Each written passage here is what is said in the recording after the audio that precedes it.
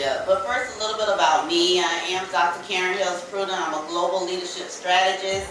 I'm a producer of events. I'm a best-selling author, and I am the founder and CEO of the Sister Leaders Ecosystem, as she mentioned before. The people that I work with are those high-performing individuals, probably your cousin, your best friend, or your sister. You know, the ones in the family that are super successful, that everyone is kind of patterning themselves behind. These people are credentialed, they are confident, they are super successful in their industry. But they lack one thing that they desire. They are not operating at the level of leadership that they desire. Why? Because they lack influence. Influence always precedes authority. And so I want to talk to you a little bit about my framework, which is elite influence leadership. And it has 3 tenets to it. Visibility. Everybody say visibility. Visibility. Value. Value. Voice. I want to talk a little bit about my client. We'll call her Teresa for confidentiality. Teresa was an awesome manager, worked for a Fortune 500 company, got exceptional performance reviews, had made, by the time she came to me, had made millions of dollars for her employer. She was educated, she was credentialed, she was certified. She applied for several C-suite positions. My ideal client are generally managers who desire to be in the C-suite. What is the C-suite? It doesn't always begin with a C, but generally it's the highest position in an organization in that particular discipline.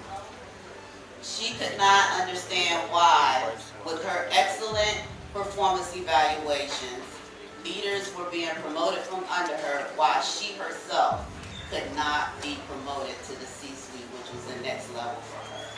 So by the time she came to me, and I did an assessment of where she wanted to go, where she had gotten herself to by the time she got to me, and the gap of competencies in between the two, I discovered one thing about her.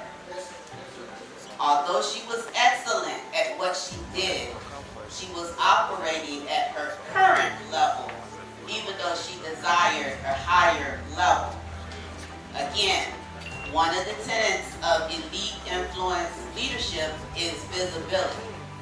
Visibility needs to be that she needed to be seen as a C-suite executive before she became a C-suite executive. So that's one of the things that I identified in my assessment of her. The second thing that I identified is that, keep in mind, voice is also a tenet of elite influence leadership. No one knew she wanted to be a senior leader. She had worked for the organization for 10 years and never communicated to anyone that she desired to be in senior leadership. She just thought if she worked and had her head down and did excellent work, that they will bestow the position upon her. That's not the way that it works. Most senior leadership positions aren't given to you because of your potential and what you're doing in your current position. And then, of course, value. How do you communicate your value in the workforce so that they see you as your next level up instead of where you currently are? It was in how she communicated task-oriented type things. C-suite positions are visionaries. Not only are we keeping in mind of what is going on in our particular industry, we're also keeping up with our competitors. And our competitors, because of this global world that we're in, I'm here in Ghana, is that our competitors are brick and mortar as well as our competitors are online. And so she needed to talk more about what her competitors were doing, brick and mortar as well as online. How did I help her?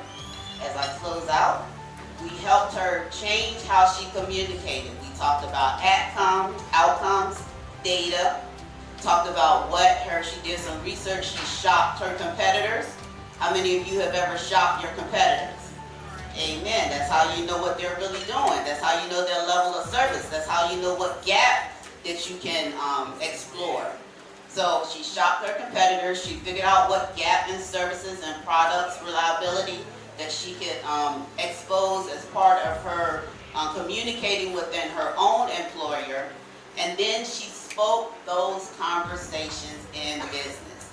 So she shared that information in her day-to-day conversations with her people, with her boss, as well as communicating her desire to be in senior leadership. 6 months later, she was viewed differently than she had been viewed as a task-oriented manager. She was viewed more closer to a visionary in the C-suite, and she was eventually asked to be on a committee that allowed her to formulate a relationship to be invited for a C-suite position. So, what did I talk about? Visibility, right? Value, right? Voice. So don't be the world's best kept secret, and don't be a Teresa, or don't be a Karen, or don't be a Janet, or whatever the name is. Let the world know that what your desires are, do more than what is required of you, and you too will be an elite, influential leader. Thank you, God.